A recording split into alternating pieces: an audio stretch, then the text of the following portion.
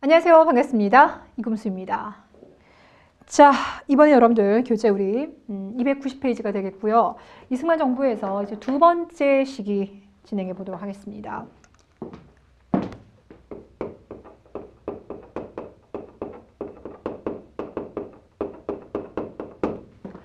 자, 이승만 정부 일단 좀 오래 갔었죠. 얼마나요? 예, 13년 갑니다. 13년. 그런데 우리가 앞에서 말했었지만 당시 우리나라 첫 번째 헌법, 제헌헌법이라고 하죠. 제헌국회에서 나와서 이 제헌헌법 같은 경우는 그러니까 맨 처음에 있었던 그 내용에서 보면 이제 미국식 대통령제를 채택을 했기 때문에 대통령 한 번 되면 4년, 그리고 최대 몇 번까지 가능하다, 2번까지 가능하다 이렇게 말했었어요. 그러니까 8년까지만 가능한 거였는데 근데 이제 13년을 했다라고 하는 것은 결국 중간에 헌법을 뜯어 고쳤구나. 네, 이렇게 보시면 됩니다. 우리나라가요 지금까지 이제 건국 60년을 넘어가면서 헌법을 모두 9차례를 고쳤어요. 뭐 어떤 나라에 비해서는 많을 수도 있고 어떤 나라에 비해서는 적을 수도 있어요. 근데 많고 적음의 문제가 아니라 헌법을 왜 바꿨느냐, 도대체 무슨 일 때문에 바꿨느냐가 중요한데 헌법 바꿨던 이유들을 보면 하나같이 권력을 오래 가지려고 100% 그런 건 아니지만 상당수가 권력을 오래 잡기 위해서 헌법을 바꿨습니다. 그래서 이승만 대통령도 그랬고요. 박정희 전 대통령도 그렇습니다. 자, 그럼 보세요. 48년에 이제 권력을 잡았습니다. 두 번째 대통령 선거에 나간다라면 52년이 되겠죠. 그 다음 선거 나가면 56년이 되겠죠. 그 다음 선거가 이제 60년.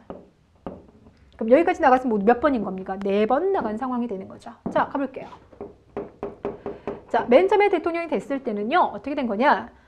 국민들이 오늘처럼 후보자가 쫙 있으면 그중에 나 저 사람 가장 마음에 들어 이렇게 찍는 방식이 아니라 국민들이 국회의원을 뽑아내면 국회의원들이 다시 뽑는 방식인 거예요. 그러니까 이거는 대통령 뽑는 방식이 간접선거 방식인 거죠. 그래서 이걸 이제 간선제 이렇게 불러줍니다. 당연히 이제 그 다음 대통령도 간접선거 방식으로 뽑을 거예요. 그런데 이승만 대통령의 이 당선이 조금 어려워지는 빨간불들이 들어오기 시작합니다. 그 중에 하나가 이제 49년도에 누가 사망했다고요? 김구가 사망한 사건도 있었고요. 50년에 6.25 전쟁 터졌죠. 특히나 처음에 우리가 대비를 못해가지고요. 부산까지 밀리는 굴욕을 맛보기도 했었습니다. 맞습니까? 오케이. 더 문제가 되는 것은요. 그러니까 우리가 1948년 정부 수립되면서 대통령은 일단 4년 가기로 했는데 국회 같은 경우는 헌법을 만들었던 이제 제헌국회는 2년 만에 끝나는 거고요. 그럼 2년 만에 끝나면 국회의원 선거가 언제 있다는 거예요? 50년. 6.25 전쟁 터지기 바로 전에 있었어요. 그리고 난 다음에 이제 54년 이렇게 가는 거거든요. 그런데 이때 벌었던 선거의 결과를 봤더니 이승만에게 되게 불리합니다. 왜? 자, 이때가 이제 두 번째 국회의원을 뽑았으니까 2차 총선인 거죠. 총선 결과 반 이승만 세력. 반 이승만 세력이 상당히 많이 당선이 된 거예요.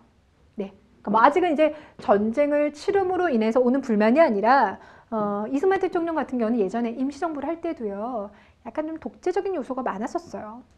거기에다가 또 김구가 우리나라 군인 손에 의해서 피살되는 사건도 벌어지고 이러다 보니까 거기에 대한 반감도 좀 컸었습니다. 또 문제는요. 이승만 정부와 더불어서 그 이승만 정권과 더불어서 같이 있었던 우익 세력이 있었어요. 한민당 세력이 있겠죠.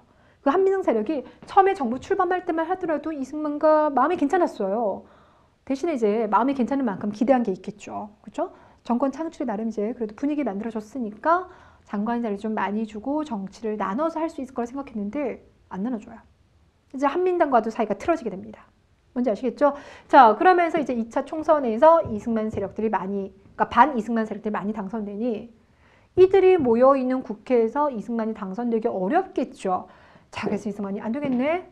나 이렇게는 당선 안 되겠구나. 자, 그래서 준비에 들어갑니다. 바로 일단 자기 측근들을 세우는 거예요. 자, 그래서 만든 게 자유당. 자유당을 만들었고요. 그리고 자기 당선할 수 있도록 헌법을 뜯어 고칩니다. 이때가 우리나라 헌법에서요. 첫 번째 바뀌는 거죠. 그래서 1차 개헌이라고 하는데요. 1차 개헌이라고 하는 원래 이름보다는요. 요 개헌은 이제 별명으로 더 많이 부릅니다. 바로 발췌 개헌. 발췌라는 게 그 개헌안이 있어요. 그 안들 중에서 몇 개만 쏙쏙 뽑아서 바꿨다. 이래서 이거 바로 발췌 개헌이라고 합니다. 개헌의 이제 핵심 내용은 그렇습니다. 뭐냐면 개헌의 이제 핵심 내용은 지금 대통령 간선제를 뽑히고 있죠. 이 간접 선거하는 방식, 요거를 직접 선거 바꾸자. 이게 이제 핵심 내용이 되는 거예요. 자, 그럼 이제 이걸 국회에서 통과시켜 놔야 되는데, 아까도 말했어요. 국회의원에 반 이승만 세력 많습니다. 그럼 당연히 그들이 이거 통과 안 시켜줄 거 아니에요. 어떻게 할까요? 그들을 쥐고 흔드는 거죠. 그래서 이 발췌 개헌을 하기 위해서 그가 동원했던 방법 중에는요. 야, 지금 국회 안에 공산주의 세력들이 있는 거야. 이런 식으로 쥐고 흔듭니다. 그래서 당시 국회의원 중에 50명을요. 공산주의와 연결돼 있다고 체포를 해버립니다. 그럼 국민들은 그런 뉴스를 보면서 뭐야 이거 이렇게 되는 거겠죠. 그렇죠? 일단 국회를 한번 흔들어 버리고요. 두 번째는 당시 이제 국회 같은 경우는 부산에 가 있던 시절이에요. 왜냐면 지금 6.25 전쟁 벌어지고 난 다음에 하고 있는 상황이었거든요. 그 6.25 전쟁 하고 있던 상황이니까 아무래도 국회의원들 같은 경우도 지금처럼 막 차 좋은 거 타고 그런 상황이 아니죠. 그렇죠? 그래서 버스, 통근 버스 타고 다 같이 국회로 들어올 텐데 국회의원들이 타고 오는 그 통근 버스를 중간에 납치를 하는 거예요. 그 국회 정문에서 딱 납치를 해가지고 곧바로 이들을 끌고 갑니다. 그래서 어떻게 찬성할 거야 반대할 거야 이러면서 쥐고 흔들어 버리는 거예요. 더 나아가서 이런 것에 반대할 때는요. 옛날엔 정치 깡패라고 있었어요. 정치 깡패. 이런 정치 깡패들 동원해가지고 정말 이렇게 국회의원들 막 때리기도 하고 협박하기도 하고요. 잡아가지고요. 막 겁주기도 하고 막 그랬었습니다. 막 겁주는 게 협박이겠네요. 되셨어요? 그런 방법들. 그런데 이런 방법들이 이제 부산 피난 시절에 이루어지는 거잖아요. 우리 53년도에 휴전협정이 체결되는 거라서 그 사이는 이제 부산 피난 갔던 시절이거든요. 그래서 우리가 이 상황을 바로 뭐라고 하냐면 부산 정치파동 이렇게 불러줘요. 되셨습니까? 바로 이러한 부산 정치파동을 겪으면서 1차 개헌을 통해서 대통령 직선제라고 하는 자기가 원하는 방법을 딱 얻어낸 거예요. 자, 그리고 이제 대통령 선거가 치러졌습니다. 일반 민중들은요. 아직까지 그런 세밀한 모습 모르죠. 그쵸? 그러니까 뉴스나 신문에서 나오는 것만 알고 있는 거고요. 더군다나 당시 어르신들은요. 그저 잘 몰라요. 그래서 짝대기 하나면 하나하나 2면 짝대기 둘 이런 식으로 이해를 했던 분들이기 때문에 그들에게 이승만 하면 미국에서부터 열심히 독립운동했었던 이승만 박사 이런 기대치가 있었거든요. 자, 결국 그래서 2선에 당선되게 됩니다. 여러분들 이 직선제는요. 그 이후 일단 계속 가게 될 거예요. 오케이, 됐습니다.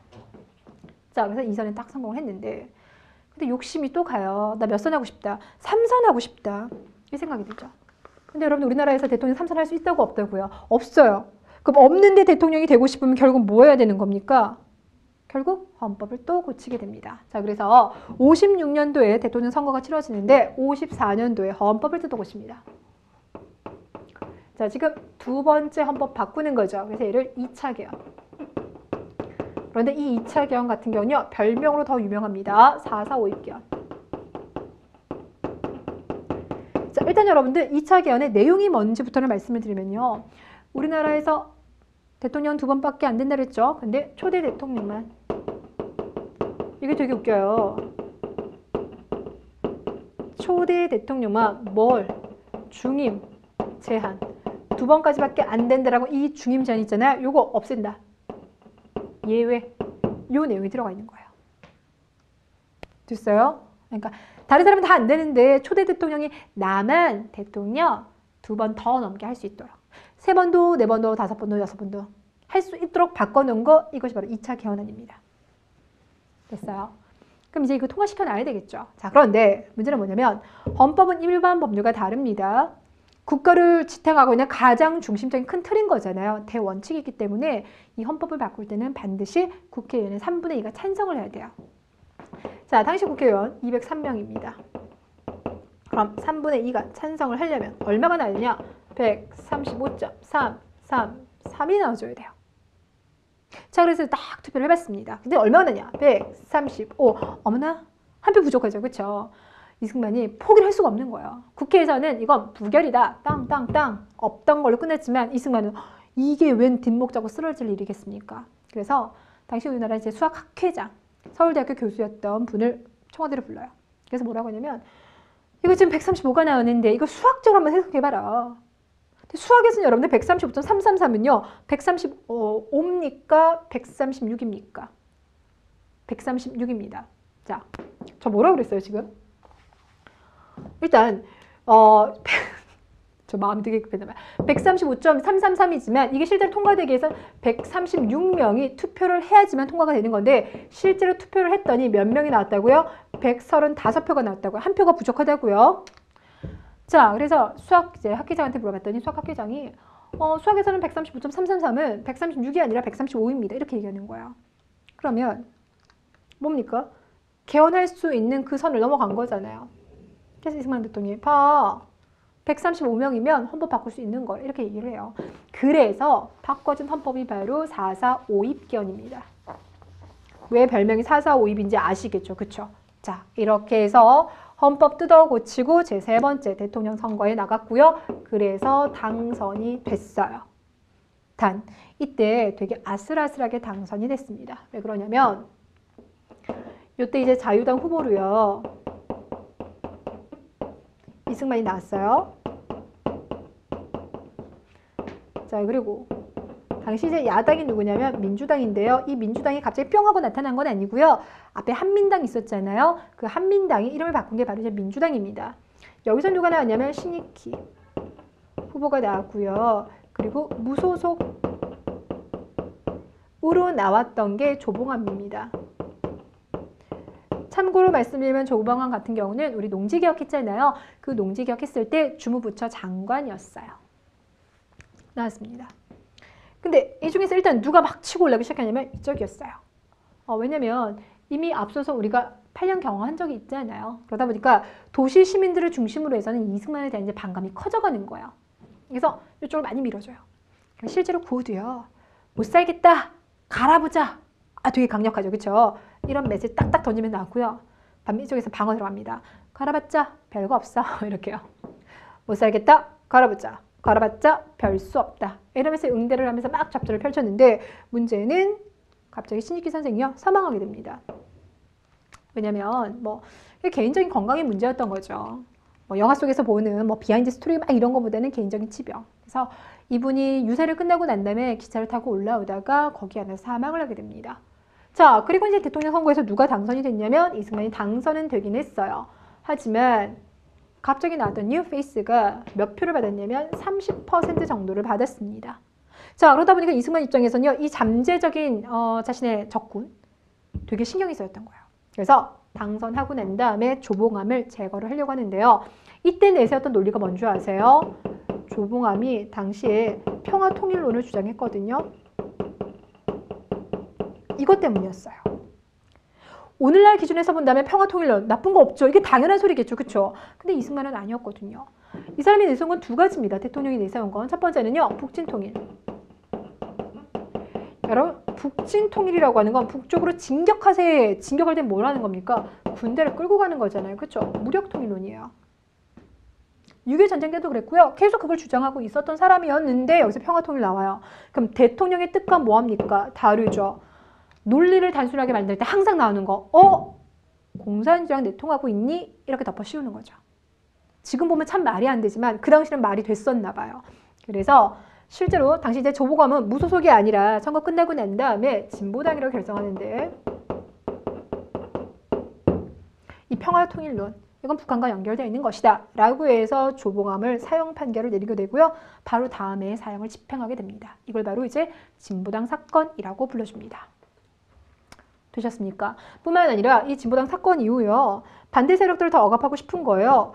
그래서 이때 우리 예전에요. 이승만이 여수 순천 사건 진압하고 난 다음에 만든 법이 있었습니다. 뭐가 있었을까요? 보안법. 국가보안법을 이때 개정을 해요.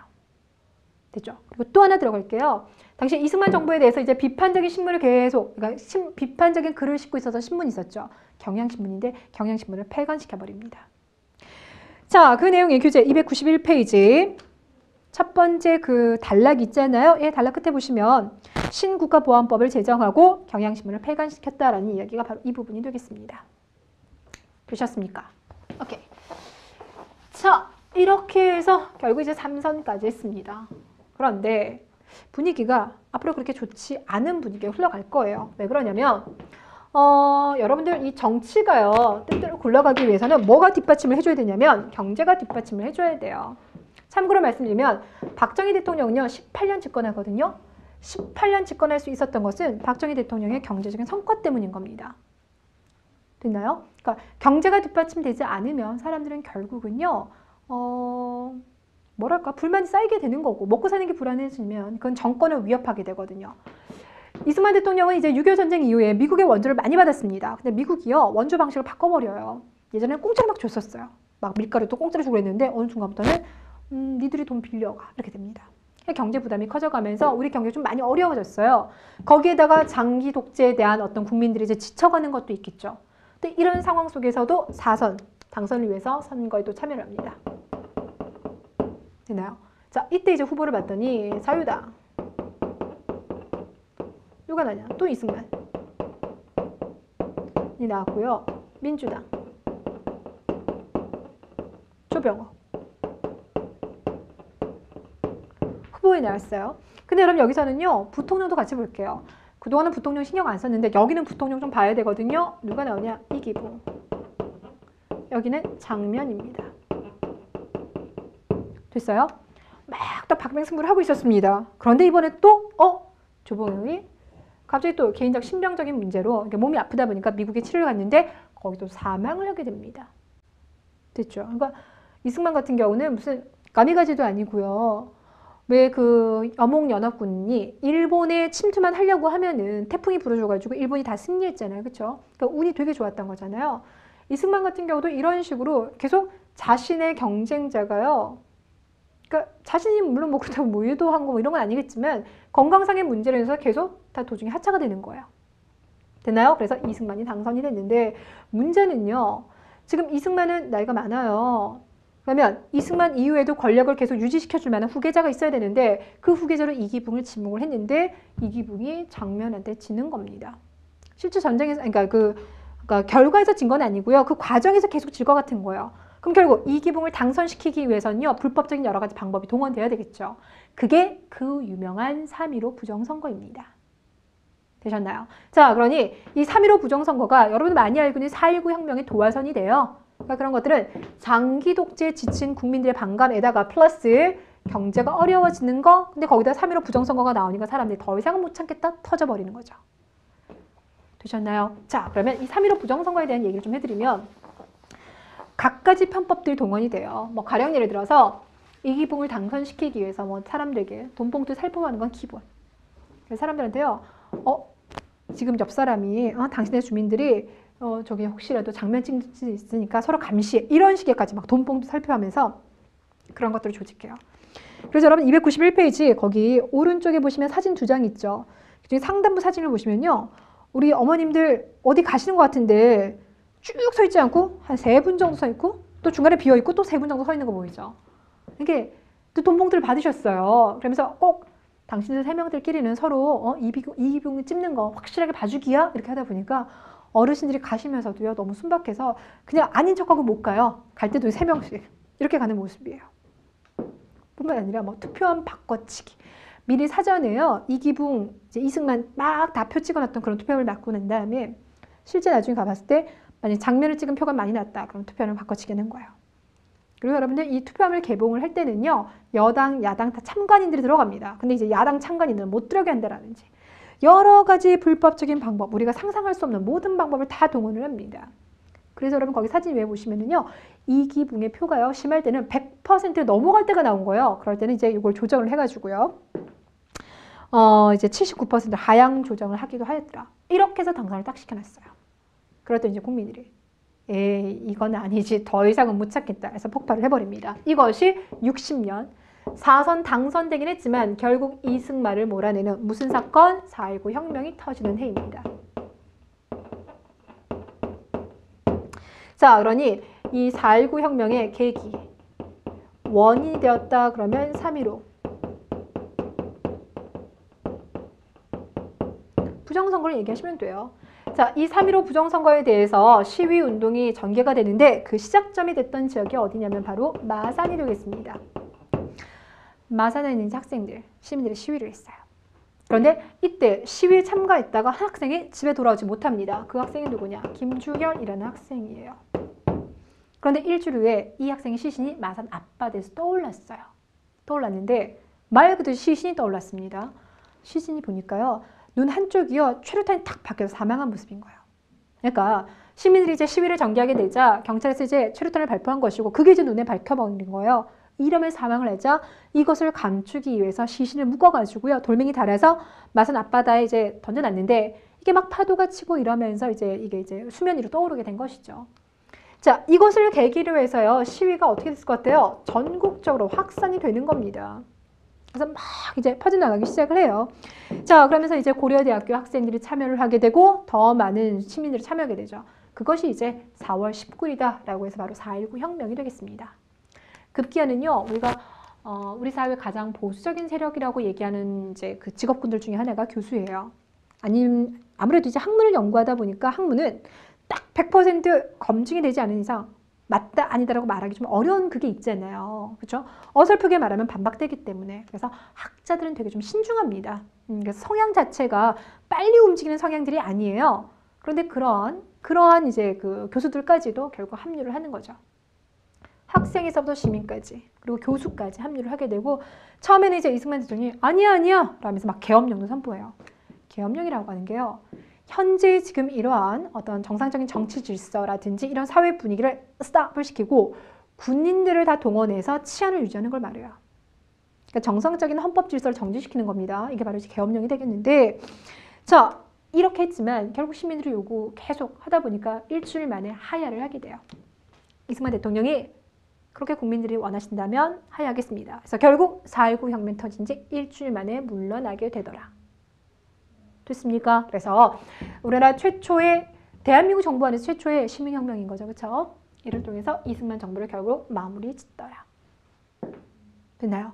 자, 그러면 이 4.19 혁명 이후에 그럼 그 다음에 정부 누가 들었나요? 예, 당장 지금 이제 투표를 하는 건 아니고요. 허정이 이끄는 과도 정부가 수립이 됩니다. 그래서 과도 정부가 수립되면서 이 허정이 이끄는 과도 정부가요. 뭘 하냐? 헌법을 바꿔요. 헌법을 바꾼다 그러면 자꾸 무슨 독재 생각할 텐데 그때는 그 상황은 아닌 거고요. 지금 대통령한테 권력이 너무 쏠려있기 때문에 이렇게 4선까지 나오는 문제가 발생했구나. 아, 그러면 대통령제가 아니라 뭘로 바꾼다? 내각 책임제. 자, 내각 책임제가 무엇인지는 조금 이따 제가 설명드릴게요. 일단 들어만 보시고요. 두 번째, 국회 구성을 보시면 우리나라는 그냥 국회 하나죠. 근데 미국은 상원, 하원 두 개로 나눠지죠. 일본 같은 경우도 민의원, 참의원 이렇게 나눠지죠. 그러니까 두 개로 나눠지는 걸 양원제라고 하는데요. 양원제. 그 전에도 양원제가 안 나왔던 건 아니지만 실제로 시행된 적이 없어요. 그래서 양원제는 이때 처음으로 시행되거든요. 내각 책임제와 양원제로 헌법을 바꾸고 그리고 선거를 치렀더니 누가 집권하게 됐을까요? 그렇죠. 그동안 계속 야당이었었던 민주당이 집권을 하게 됩니다. 됐습니까? 오케이. 자, 일단 이승만 정부에 대해서는 여기까지 하고요. 그럼 다음 정부에 대해서 들어가 볼게요.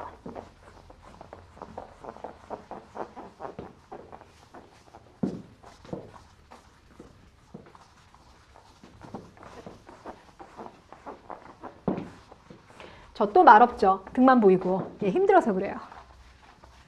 되게 힘들어요. 되게 힘듭니다. 오케이. 자, 근데 잠깐만 여러분 여기 291페이지 하단부 대학교수단 4월 24일 시국선언문 보이십니까? 자, 봤더니 이번 4.19 참사는 우리 학생운동 역사상 가장 큰 비극이요. 이 나라의 정치적 위기를 초래한 중대 사태이다. 자, 그러면서 밑에 줄 우리 전국 대학교 교수들은 이 비상시국에 대처하여 양심의 호소로서 다음과 같이 우리의 소신을 전한다. 이 대통령은 즉시 물러나라. 부정선거를 다시 하라. 됐죠? 오케이. 자, 그 다음에 이제 등장한 정부를 봤더니요. 거기 3번 장면 정부라고 나와 있죠? 예, 그 부분 보겠습니다. 여기서는 제가 2번으로 들어가 볼게요.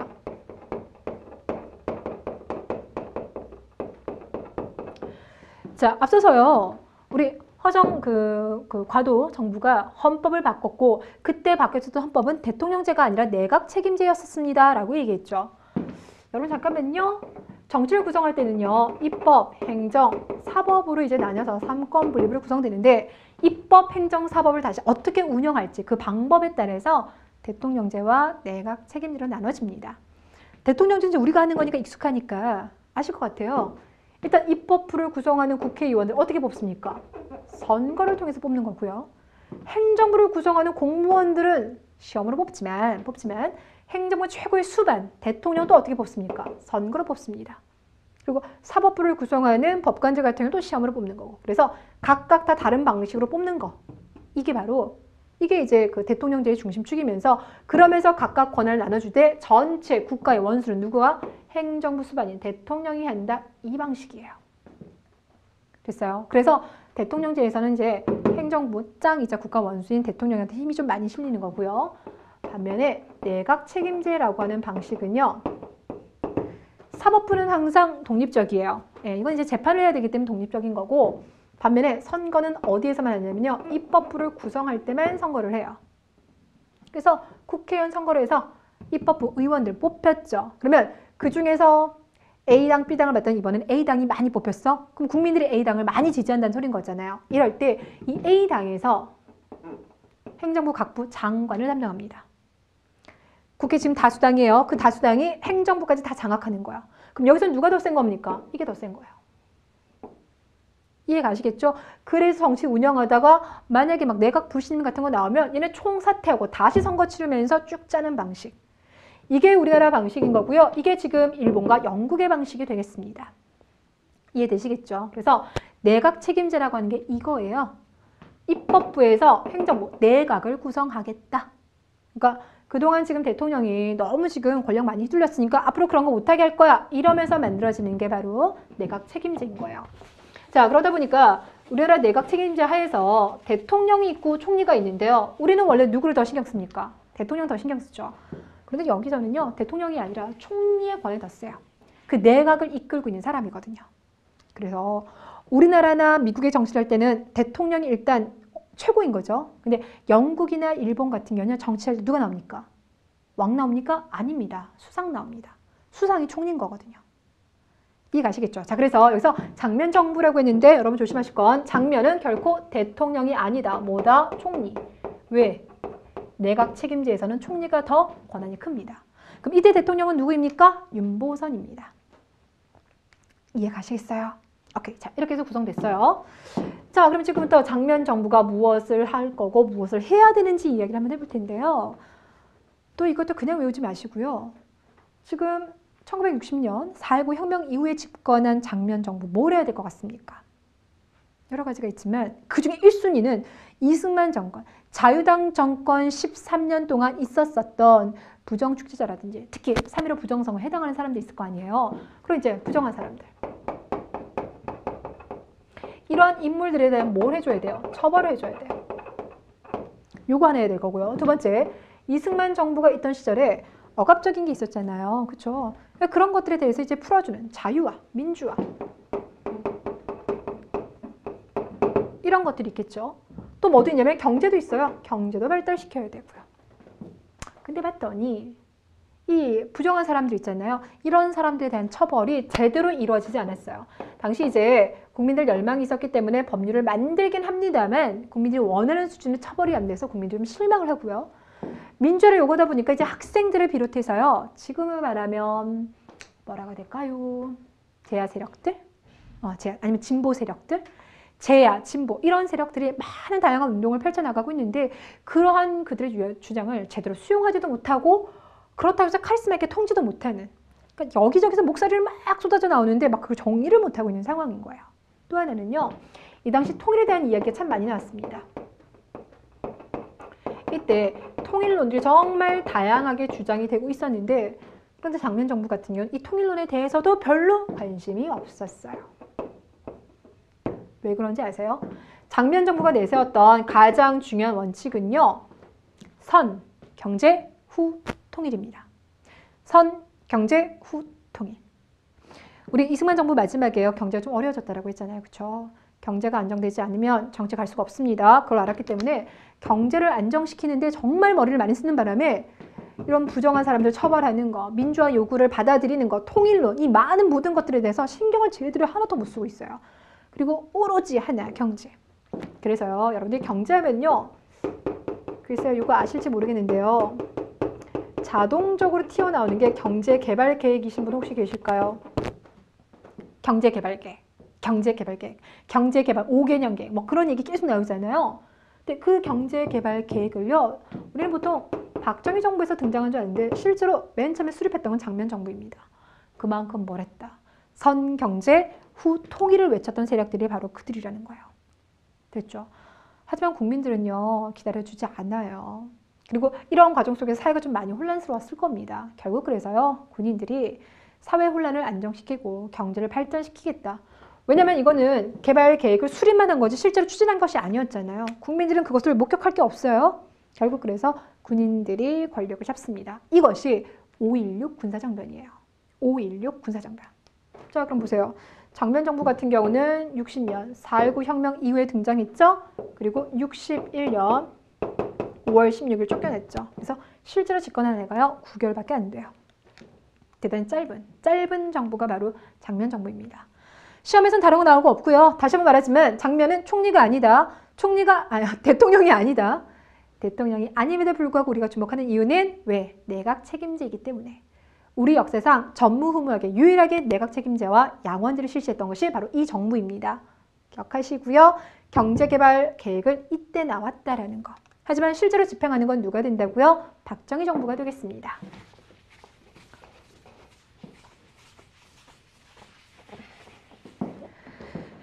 자, 그러면 여러분들 어디로 갈까요? 자, 박정희 정부 그 밑에 있는데 하나만 더 할까요? 거기다가 민주당 같은 경우는요. 그 윤보선 대통령을 중심축으로 한 세력들이 이제 구파고요. 장면 같은 경우를 중심으로 하는 게 신파입니다. 그 민주당 내부에서의 분열이 되게 심했어요. 서로 간에 막 얼굴도 안 보고요. 대통령과 국무총리가 서로 막 이렇게 막 얼굴 울적불적 하면서요. 잘 만나지도 않으려고 했어요. 그러니까 이런 것들도 장면 정부가 일찍 문을 닫게 되는 주요 원인 중에 하나입니다. 자, 이번에는 박정희 정부에 대해서 들어가 보겠습니다.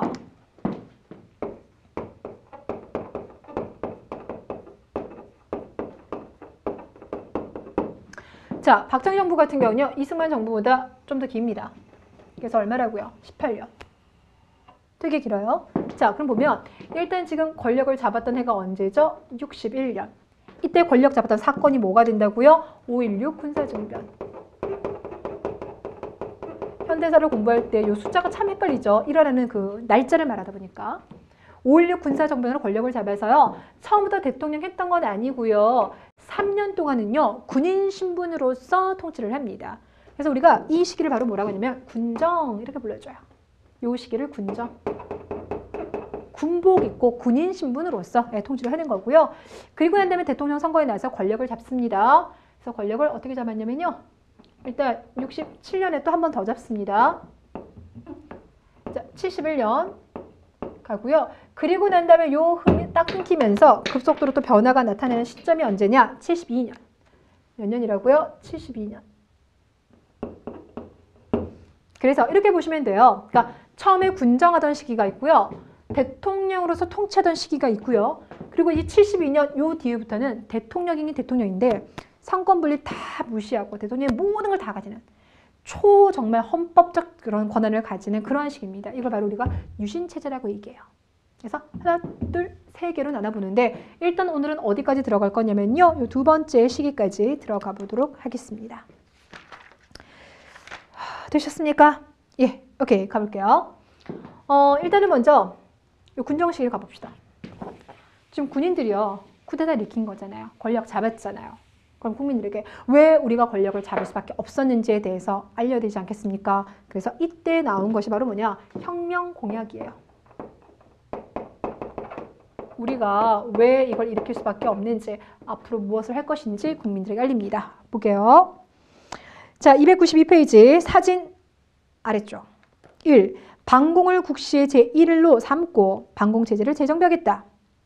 나라의 모든 부패와 구악을 일소하고 4번 절망과 기아 선상에서 허덕이고 있는 민생고를 시급히 해결하고 그리고 6번 이 모든 과업이 끝나고 나면 우리는 언제든지 본연의 임무로 돌아가고 정권을 넘겨주겠다. 이렇게 얘기하고 있습니다.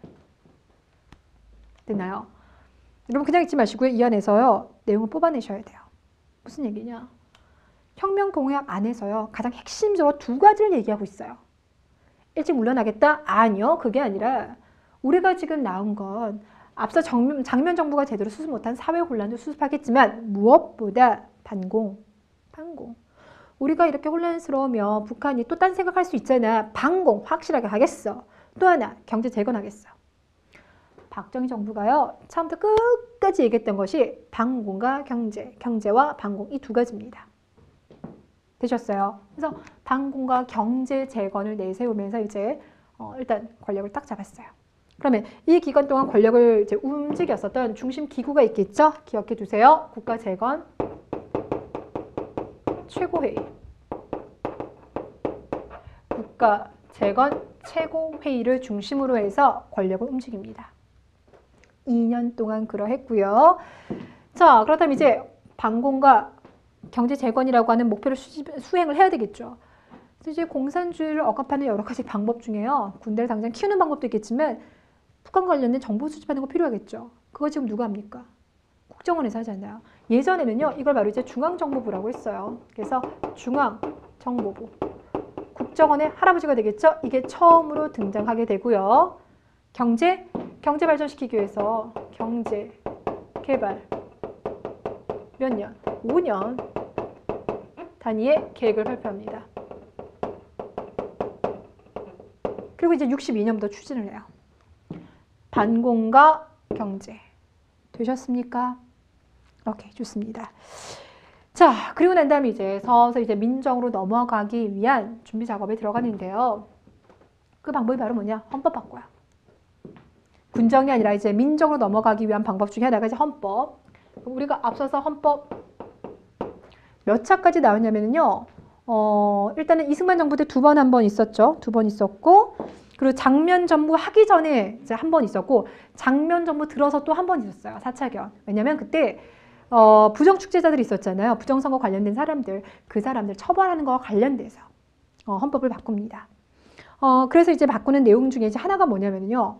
법이라고 하는 건 항상 만들어지면요. 이 법이 만들어지고 난 다음의 상황부터 뭐랄까요? 이 법이 다루는 거예요. 그러면 그 법이 만들어지기 바로 전까지는 없어요.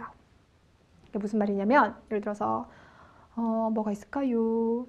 우리나라에서 이제 과외하면 안 된다. 예전에 뭐 그런 법들이 있었죠. 사교육금지법. 그러면 사교육금지법이 만들어졌다. 그러면 오늘부터 안 하면 되는 거예요. 그러니까 내가 만약에 어제까지는 사교육을 받았어요. 그래도 그 법에 처벌받는 거 아니에요. 거꾸로 올라가지 아니한다는 게 법의 속성입니다. 왜냐면 거꾸로 올라가게 되면요. 법 만들어질 때마다 사람들이 불안해서 살 수가 없어요. 항상 법을 만들어진 그 시점부터 쭉 되셨어요? 그런데 가끔 거꾸로 올라갈 수 있도록 특별법을 만들어요. 이걸 바로 이제 소급 적용한다라고 합니다. 소급 적용하는 건데요. 그런 거랑 관련돼서 4차가 있었고요. 근데 시험에서 나오는 건 아니고요. 그럼 이제 5차 바꿔주면 되겠죠. 그럼 5차에서 바꾼 내용이 뭐냐면 앞서서 아까 3차에서 바꿨던 게 내각 책임제로 바꿔냈죠. 양원제 바꿔냈죠. 그건 아닌 것 같아. 우리는 대통령제로 갈 거야. 대통령제로 바꿉니다. 그러면서 맨 처음에 우리 있었던 대통령을 몇 년, 4년 하고 몇 번 하고 2번 하는 거 이런 것들을 쭉 담고 있는 내용으로 바꿔냈어요. 이해가 쉽겠죠? 그리고 대통령은 어떻게 뽑는다? 직접 뽑는다. 직선제. 이런 내용들. 이제 초반의 내용으로 이제 거의 이거 직선제 빼고 나머지 초반 내용이죠. 쭉 돌아가게 되고요. 그래서 5차 개헌을 했고요.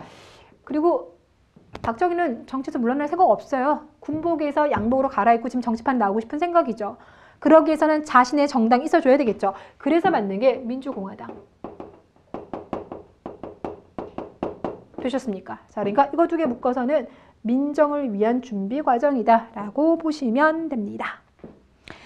자, 그 이에 있는 나머지 교재 혹시 내용들 같은 게 읽어만 보시면 되는데 궁금하실 것 같아서 말씀드릴게요. 292페이지 가장 하단부. 중앙정보부를 설치하였다. 방공법을 제정하였다. 예. 그러니까 반공과 경제재건이었으니까 같은 맥락에서 이해하시면 되겠고요. 정치활동 정합법 맑게 한다. 그러니까 구정치인들 활동하지 마 이러면서 그 제한을 둔 거고요. 폭력배 소탕. 우리 막 정치폭력배 이런 거 있었잖아요. 그거 이제 제거해 준 거고. 부정축제자 처리도 했었고요. 자, 나머지 3번 예, 내용은 여러분들 다 아실 거니까 되겠네요. 자, 그러면 이제 이렇게 해서 출범한 박정희 정부 1963년부터 1972년 상황까지 쭉 보도록 하겠습니다. 그러니까 여기서부터 여기까지. 72년이니까 유신헌법 등장하기 전까지 상황을 쭉 보도록 할게요. 일단은요, 경제예요, 경제. 그러니까 박정희 정부가 지금 꾸려나갈 수 있기 위해서는 결국 국민들에게 나는 그래도 경제를 발전시켰어. 요거 내세워야 되잖아요. 그래서 권력 잡자마자 제일 먼저 한 게 경제를 재건하는 건데 그래서 내세웠던 게 바로 뭐냐? 경제제일주의예요. 여기서 제일 내세웠던 건 경제제일주의. 그래서 조국을 근대화시키겠다.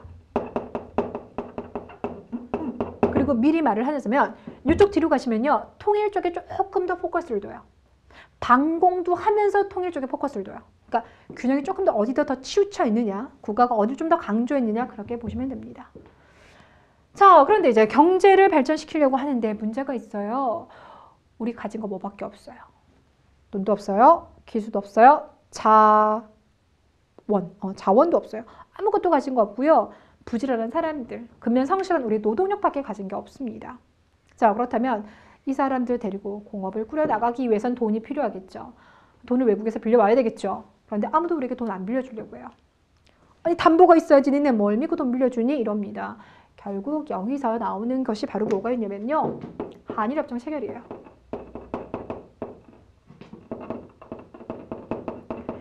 자, 일본과 우리가 해방 이후에 서로 안면몰수 이렇게 했었는데 드디어 협정을 맺어서 외교 관계를 복귀를 시켰다는 거예요. 네. 이건 단순하게 이제 외교사적인 측면에서 접근하는 것이 아니라 경제적인 측면에서 접근하는 겁니다. 그러니까 돈이 필요했기 때문에. 됐나요? 그래서 이 당시 이제 박정희 대통령이 최측근 김종필을 보내고요.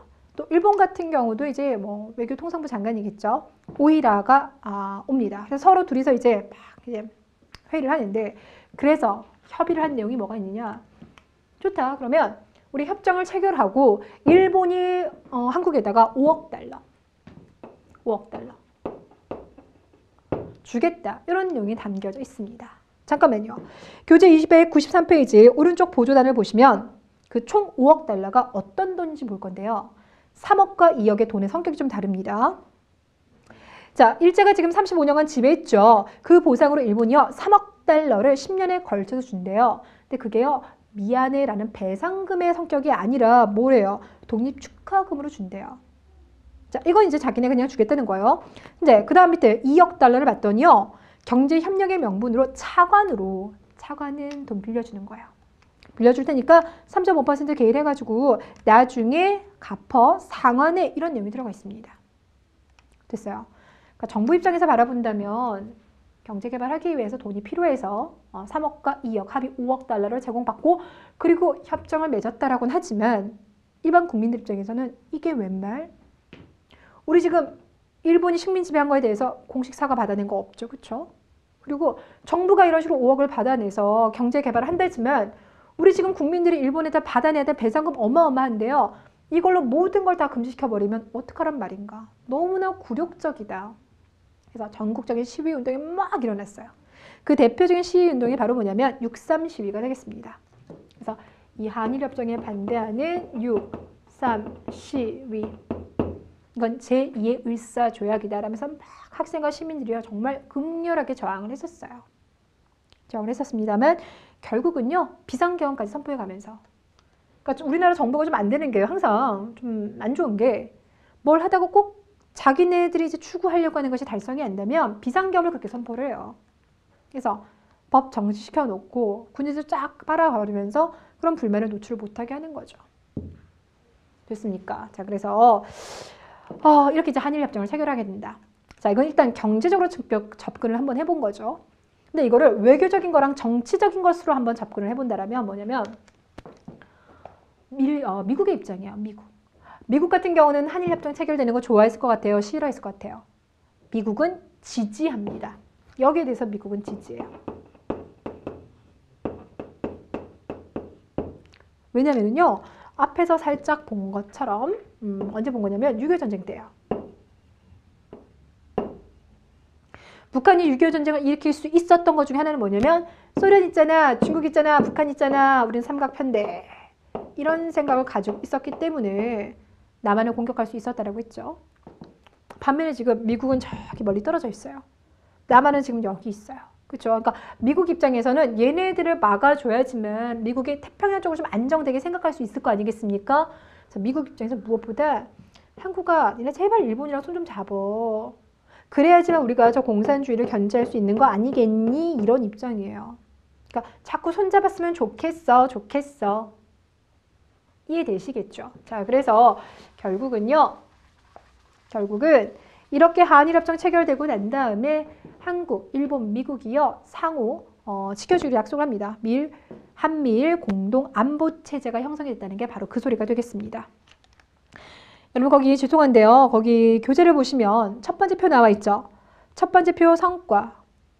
한일 국교 정상화 옆으로 가서 한미일 공동 안보 체제 형성. 옆에 문제점. 그게 거기 왜 들어간지 모르겠어요. 이거 마지막 편집하실 때 지금 실수를 하신 것 같은데 문제점은 빼주시길 바랍니다.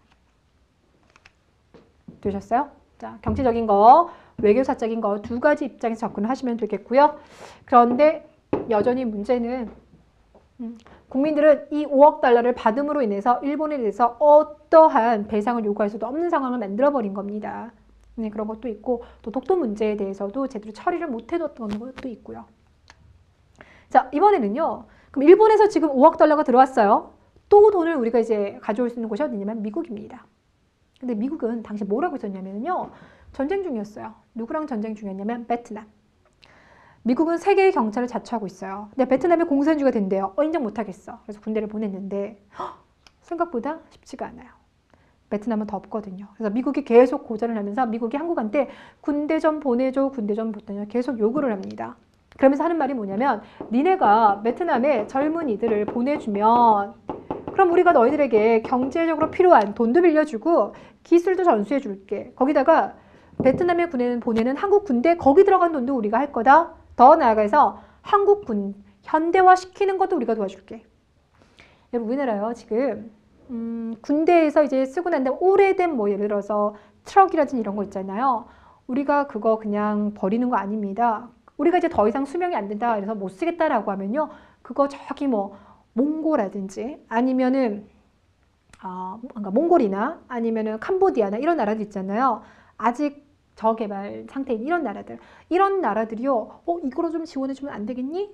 그래서 우리가 그들에게 주면 그들은 그거 가지고요. 다시 또 그 나라 군대를 이끌어가고 그렇습니다.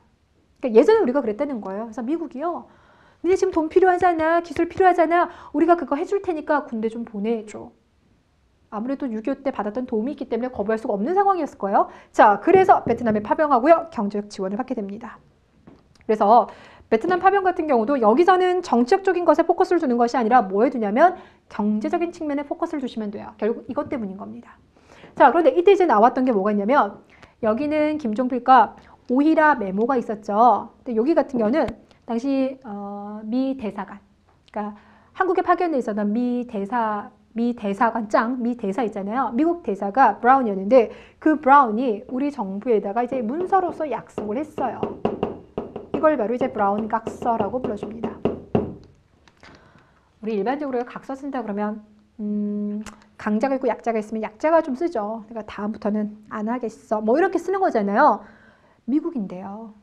그것도 1960년대 미국인데요. 그 미국 대통령의 명을 받고 미국 대사가 우리나라 대통령이 각서를 쓰는 겁니다. 아까 제가 말씀드렸던 그런 내용이 들어가 있는 거예요. 자, 그래서 브라운 각서를 통해서 베트남 파병을 했고요. 그 결과 물론 우리가 받았던 인적 피해 크죠. 이 당시 파병된 숫자만 5만 명이 넘고요. 이때 사망한 우리 군대 숫자도 5천 명이 넘습니다. 젊은이들 정말 고생 많이 했고요. 고엽제 피해도 있어요. 고엽제가 뭔지 아시죠? 베트남이 너무 더운 그 열대 밀림이기 때문에 미군이 공격하기 쉽지 않아서 결국 그 열대 밀림을 고사시키기 위해서 그 농약 되게 센 걸 뿌렸어요. 근데 그게 이제 사람 몸에 붙고 이러다 보니까 엄청난 병을 일으켰죠. 이런 고엽제 문제가 있어요. 그런데 경제적으로는 우리가 베트남에 파병됨으로 인해서 여러 가지 이점들을 가져갑니다. 우리가 이걸 바로 뭐라면 베트남 특수라고 그래요. 특수. 전쟁이 그래요. 동전의 양면처럼 한쪽에서는 누군가가 죽어나가는데 또 다른 한쪽에서는 분명히 이득을 얻어요. 참고로 말씀드리면 우리나라 6.25 전쟁 겪었잖아요. 우리 6.25 전쟁 겪을 때 각장 돈 많이 번 나라가 누군지 아세요? 일본입니다. 왜냐면 전쟁하는 와중에도 우리 물품 필요하잖아요. 그거 우리 국토에서 생산할 수가 없어요. 미국에서 가져오는 데도 한계가 있습니다. 너무 머니까. 그러니까 어떻게 하냐? 일본에서 생산해서 우리한테 갖다 파는 거예요. 일본이 이 6.25 전쟁을 기반으로 다시 경제적으로 뛰어오를 수가 있었던 거고요. 우리는 베트남 전쟁이 그러했습니다. 그래서 우리나라가 지금 만들 수 있는 게요. 지금 정도의 수준이 아니죠. 아주 초보적인 거. 그러니까 노동력을 가지고 할 수 있는 정도의 기술력이 없는 제품을 생산하는데 그거 아직까지는 품질이 떨어져요. 그러니까 품질이 떨어졌을 때 이걸 여기다 갖다 파는 거예요. 미국이 그런 것들 이제 많이 후원을 해줬고요. 또 베트남이 뭐 전쟁하는 와중에도 뭐 미군이 도로도 닦고 막 이래야 되는 거 있었을 거 아니에요. 그런 부분에서도 또 우리가 받았었던 특혜들이 있고 건설 참여로 인해서 그래서 베트남 특수를 입었다라는 이야기를 합니다. 되셨습니까? 자, 그래서 초반부에 이야기가 나와요. 자, 그래서 37년 당선됐고 37년에도요. 67년에도 당선이 돼요. 왜냐면 이런 것들은 정말 국민적 이제 파병 때문에 욕도 많이 먹고 6.3 시위로 인해서 국민들의 반발도 많이 사긴 했지만 결국은 경제가 진짜 발달했어요. 뭐 중국이요 경제 고속 성장할 때 1년에 10% 이상 성장한다고 했잖아요. 우리가 이때 이랬어요. 매년 눈 뜨고 나면 다시 계속 고속 성장을 하고 있다 보니까 그런 것들이 박정희 대통령의 재선을 가능하게 해줬고요. 1, 2, 3 가죠. 그럼 3 가기 전에 다시 한번 또 뭐 해야 됩니까? 또 개헌 들어가야 돼요. 그런데 그것이 이제 가능했었던 분위기가 뭐가 있었냐면요. 북한이요. 자꾸 이렇게 이제 그 뭡니까? 간첩들을 그렇게 보내요. 그래서 울진 삼척 지역에도 간첩을 보냈고요. 하물며 그 간첩이 어디도 왔냐면 청와대 뒷산까지도 와요. 김신조를 중심으로 해서 청와대 뒷산까지 와가지고 그러다 보니까 이들이 그 청와대 지금 걸어가다 보면은요. 뭐가 있냐면 소나무에요. 이렇게 총알 자국 같은 거 있어요. 이런 상황. 그럼 결국 어떻게 돼요? 바깥에서 우리 공포 분위기를 조성하게 되면 내부적으로도 단결해야 됐다는 생각이 들겠죠. 그래서 헌법을 고쳐서 드디어 삼선까지 성공을 하게 됩니다. 하지만 이 71년도 대통령 선거에서 간신히 성공하거든요. 그러니까 박정희 대통령도 나 더 하고 싶은데 다음에 대통령 선거에서 당선되기 좀 어렵겠네 이런 생각이 들죠. 그래서 전격적으로 72년도에 뭐 했다고요? 유신 헌법이라고 하는 초헌법적 대통령 권한을 명시하는 독재 정치로 변환하게 됩니다. 되셨습니까? 오케이. 자, 그 내용은요. 교재 294페이지에서 다뤄보도록 하겠습니다. 수고 많으셨고요. 다음 시간에 뵙겠습니다.